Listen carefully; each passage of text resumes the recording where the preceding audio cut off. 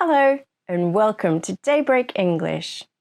Today I'm going to go through 10 expressions that you can use to really impress your friends.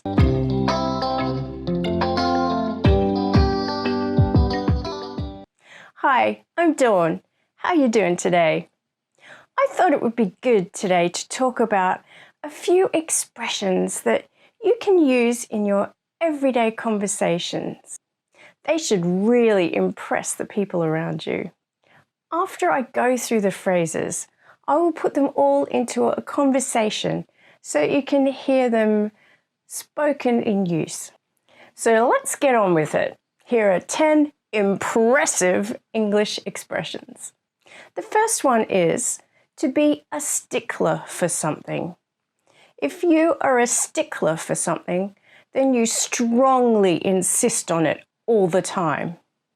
You might be a stickler for the rules, so you can't break any rules, and you make sure you always tell other people when they are breaking the rules. A stickler for accuracy will always send out documents with excellent grammar and perfect punctuation. Here's an example in a sentence. My mother is a stickler for neatness. She always makes us clean up. Don't forget that little preposition for. It always has to follow stickler. Number 2, let your hair down. This is just a nice way to say, enjoy yourself. Allow yourself to behave more freely than you normally would. For example, this is a party, Sue. Come on, let your hair down. Don't just sit in the corner.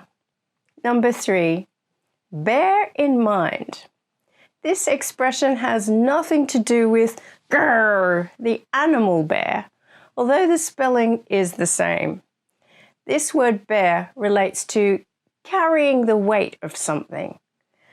Bear in mind is a fancy way to tell someone to remember something, especially if they're making a decision and the thing that they have to remember will affect that decision. It's like saying, carry the weight of it in your mind. You could also say keep in mind or take note of, but I personally like bear in mind. It's a little bit more formal as well, so you can use it if you're writing, say, an email to a colleague. I'll give you some examples. Please bear in mind that the hotel restaurant closes at 10 p.m. Bear in mind, when you're making coffee today, that we're almost out of milk. There is a staff meeting this afternoon, which is something to bear in mind when you plan your day. Number 4, to run low on funds. This means that there's not much money left. This is most often used with the present or past continuous forms. Be plus running low on funds. Examples. We are running low on funds today, so please don't spend any more money. I was running low on funds last week, so I had to sell my car. Number 5, to catch someone off guard. To surprise someone, especially in a way that makes them feel confused or uncertain. We can use a proper noun or an object pronoun after catch. Examples? You caught me off guard when you jumped out from behind a tree. I think it will catch the children off guard if we have a spelling test today. He wants to catch her off guard, so she'll say yes when he proposes. Number 6, rustle up. There are 2 ways to use this phrasal verb. In my dialogue later, I will use the first one, which is about food.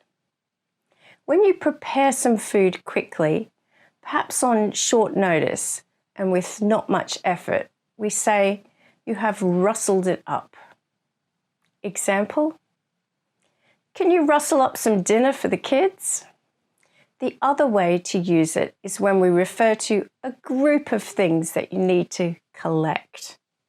Example, let's see if we can rustle up some firewood. So we're going to go out and collect some firewood. I need to rustle up some volunteers for this bake sale. In this case, I need to collect people who can come and help with the bake sale. Number 7, at the drop of a hat. To do something in the moment and without any preparation. Some people can tell a joke at the drop of a hat. They always have a joke ready to tell. They can do it without thinking too much. This expression can also have a sense of being very quick or eager to do something. Often, but not always, in a negative way. Examples. Some people will pick a fight at the drop of a hat. These days, people seem to file lawsuits at the drop of a hat. At the drop of a hat, I would take the opportunity to meet George Clooney. Number 8, blow off some steam. This means to expend energy, often when you are stressed or frustrated. People often blow off steam by doing physical exercise or by going out and having a good time. Or you might do this emotionally by complaining to a friend. Sometimes that also helps to blow off some steam. We call that venting your anger or just venting. Well, those are some healthy ways of blowing off steam. But there are unhealthy ways to blow off steam, like shouting at other people or picking fights at the drop of a hat. Did you see what I did there? At the drop of a hat. Just used it. Here are some examples. My boss made me so angry that I went to the gym to blow off some steam. I need to vent. Can we chat later to blow off some steam? Number 9, paint the town red. This is when you go out into the city and have a fun time, party like crazy. This usually involves alcohol and dancing. Let's go out and paint the town red. When I am getting ready to paint the town red, I need to have the right music playing to get me in the party mood. And finally, number 10, a free spirit. This is how we would describe an uninhibited person, someone who is carefree, maybe even impulsive, who expresses their emotions without holding anything back. A free spirit will go wherever the wind takes them, without much concern about what other people think. The opposite of a free spirit is someone who is stuffy, conservative, straight-laced. Examples. There is a free spirit deep down inside all of us, waiting to get out. She is a free spirit who lives life to the full and doesn't like to stay at home. Now I'm going to put all these expressions together into a dialogue. The conversation is between two sisters who are on holiday together in a foreign city. Here goes. Why don't we go out clubbing tonight? We can't. We have to be up early for the tour of the city that I booked. You're such a stickler for the plan. Come on, we're on holidays. Loosen up a bit. Let your hair down. Oh, okay. I'm not that bad. I can be flexible sometimes. We could also go out for dinner first at one of those fancy restaurants by the river. Well, okay, but bear in mind that we are running low on funds. Oh yeah, The cost of things in this city has really caught me off guard. I didn't expect everything to be so expensive. I could probably rustle up something for dinner with the food we have here. Great idea! I love how you can cook anything at the drop of a hat. And after dinner, we can paint the town red. I think I need to blow off some steam. It's been such a stressful year. You're such a free spirit. How is it that we are sisters? How did you go with that? Did it make the expressions a bit clearer for you? I hope so. At the end of the dialogue, you heard the question, how is it that we are sisters?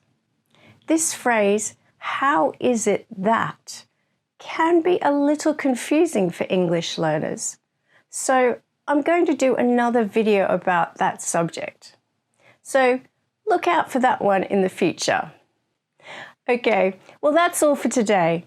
Thanks for watching. Wherever you are, have a good one. See you next time. Bye.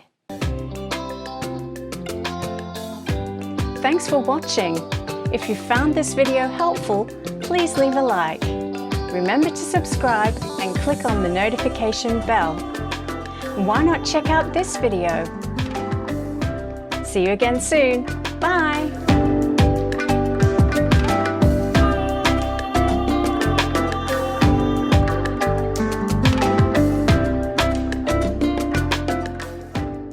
Coming soon to Daybreak English.